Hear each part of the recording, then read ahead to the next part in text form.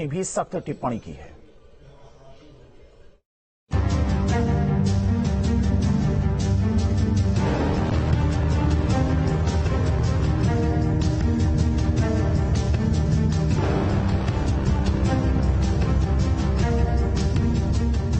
NCR की हवा जहरीली हो चुकी है, जहरीली भी इतनी कि अगर आपने घर से बाहर कदम रखा तो आप हर सांस के साथ सिगरेट का एक कश जितना धुआं ले रहे हैं। सांसों का संकट एनसीआर में ऐसा बढ़ा कि गाजियाबाद में स्कूल बंद करने के आदेश दे दिए गए। गाजियाबाद डीएम ने प्री स्कूल से कक्षा 9 तक के सभी स्कूल बंद करने के आदेश दिए, सिर्फ ऑनलाइन पढ़ाई होगी।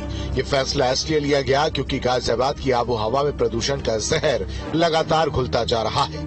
सेंट्रल पॉल्यूशन कंट्रोल बोर्ड के आंकड़ों के मुताबिक गाजियाबाद का एयर क्वालिटी इंडेक्स 400 के पास है। गाजियाबाद अभी भी रेड जोन में बना हुआ है। गाजियाबाद की आबो हवा के अंदर प्रदूषण का जहर घुला हुआ है और ये जहर सभी के लिए बेहद खतरनाक साबित हो रहा है। इस वक्त हम गाजियाबाद के अंदर मौजूद हैं। मेरे पीछे जो स्क्रीन है उस स्क्रीन की तस्वीरें मैं आपको दिखाता हूं। दरअसल सेंट्रल पॉल्यूशन कंट्रोल बोर्ड के आंकड़ों की बात करें तो गाजियाबाद का एयर क्वालिटी इंडेक्स 400 के पास है, यानी कि गाजियाबाद अभी भी रेड जोन में बना हुआ है, जो कि सभी के लिए सेहत के लिए बेहद खतरनाक है। पॉल्यूशन और बदलते मौसम की वजह से बच्चों की सेहत खराब हो रही है।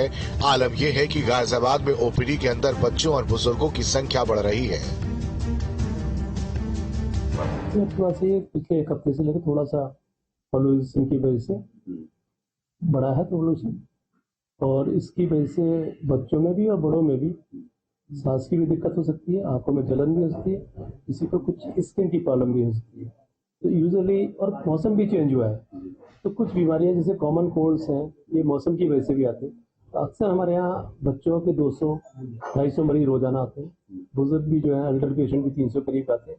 तो एल्डरली पेशेंट करीब 10 से 15% में बढ़े हुए हैं। प्रदूषण की वजह से केवल एनसीआर के शहरों की हवा खराब नहीं है, बल्कि आगरा में भी प्रदूषण लोगों को बीमार कर रहा है।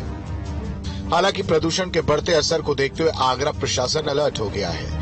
इसके लिए आगरा कमिश्नर ऋतु माहेश्वरी ने नियमों के खिलाफ कंस्ट्रक्शन कर रहे लोगों पर जुर्माना लगाने के निर्देश दिए हैं। साथ ही अब पेड़ों पर पानी का छिड़काव भी किया जाएगा। जितने भी पानी के टैंकर्स हैं उनके माध्यम से सुबह और शाम जो मुख्य मार्ग हैं उन पे लगातार छिड़काव के लिए डायरेक्शन दिया गया है।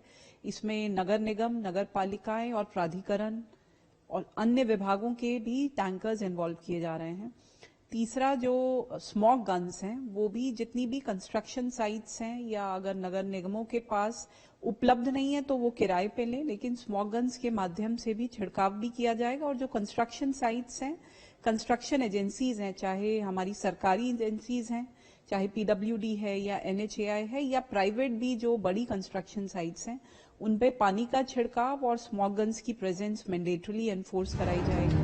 दरअसल बढ़ते प्रदूषण ने लोगों के सामने सांसों का संकट खड़ा कर दिया है। इस संकट से निपटने के लिए गाजियाबाद में जहां स्कूल बंद कर दिए गए हैं तो वहीं आगरा में इसे रोकने के लिए नियम सख्त कर दिए गए हैं। Team news state.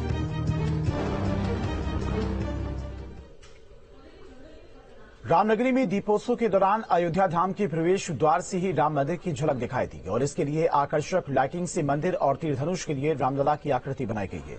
दीपोत्सव के दौरान भक्तों का स्वागत खुद प्रभु श्री राम